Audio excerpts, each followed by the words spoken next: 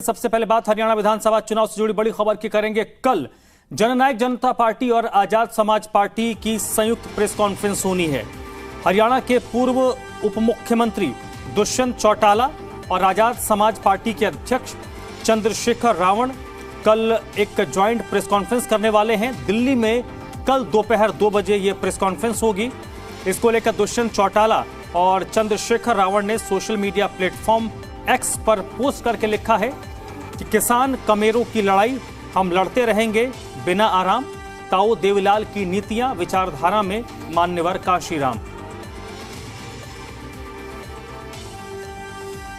तो विजय राणा इस वक्त मेरे साथ जुड़ चुके हैं। विजय, जननायक जनता पार्टी को एक साथी की जरूरत महसूस हो रही थी और वर्तमान परिस्थितियों में आजाद समाज पार्टी के साथ उनका प्रेस कॉन्फ्रेंस जिस तरीके से कल होना है, इनका गठबंधन लगभग माना जा रहा है कि कंफर्म हो गया है, तो ये लड़ाई को एक नए मोड़ पर लेके जाएगी।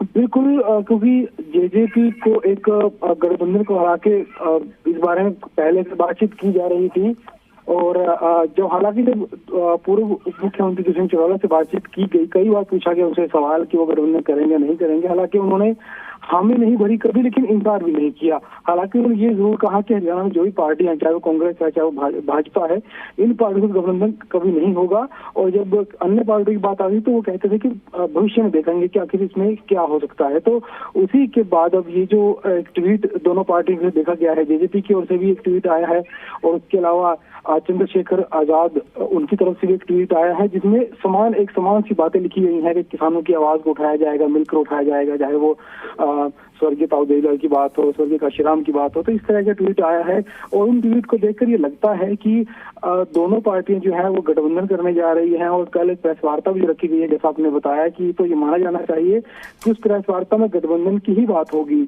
और सीटों का बंटवारा किया जाएगा। क्योंकि इससे पहले इनेलो की अगर हम बात करें तो इनेलो से अलग होकर जेजेपी पार्टी बनी थी। इनेलो ने भी हाल ही में बसपा से गठबंधन किया है और जो वोट बैंक है, चाहे वो बसपा का वोट बैंक हो, चाहे वो चंद्रशेखर आजाद की पार्टी का वोट बैंक हो, वो लगभग मिलता जुलता है। खासतौर पर दोनों पार्टियां जो है दलितों पर केंद्रित हैं, दलित राजनीति करती हैं और दलितों से ही वोट बैंक है दोनों पार्टियों का।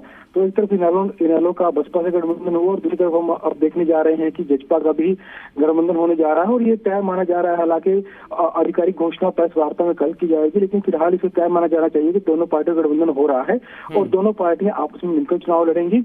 हालांकि सीट बंटवारा किस तरह से होता है वो फिलहाल देखने वाली बात होगी कि जो चंद्रशेखर आजाद की जो पार्टी है वो हरियाणा में किन इलाकों में टिकटें मांगना चाहेगी और जजपा कहाँ कहाँ उन्हें टिकटें देंगी। हालांकि ये भी एक संभावना जताई जा सकती है कि गठबंधन अगर होगा तो उससे पहले सीटों के बंटवारे को लेकर भी चर्चा हो चुकी होगी दोनों पार्टियों में और एक रणनीति के तहत जो है चुनाव लड़ा जाएगा हरियाणा में। तो फिलहाल कल की प्रेस वार्ता का इंतजार जरूर करना होगा ताकि दोनों पार्टियां आधिकारिक तौर पर ये घोषणा करेंगी कि वो गठबंधन में चुनाव लड़ेंगी या किस तरीके से किस रणनीति के तहत चुनाव लड़ेंगी और टिकटों का बंटवारा जो किस तरफ होगा। लेकिन ये दूसरा ऐसा गठबंधन है जहां पर दलित राजनीति को साधा जा रहा है। इससे पहले इनेलो बसपा गठबंधन दलित वोट बैंक को साधने के लिए किया गया था और अब ये दूसरा गठबंधन ऐसा हो रहा है जहां पर खास तौर पर जो दलितों के वोट बैंक पर केंद्रित रह सकता है और इससे कितना हालांकि फायदा होगा जेजेपी को, ये तो आने वाले वक्त में पता चलेगा। जी, बहुत बहुत शुक्रिया आपका इस पूरी बातचीत के लिए विजय।